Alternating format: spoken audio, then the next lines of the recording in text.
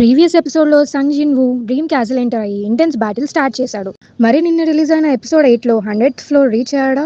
అసలు ఎపిసోడ్లో ఏం జరిగింది? For that let's dive into full review of Solo Leveling season 2 episode 8. For more reviews please subscribe to Film Femme Telugu.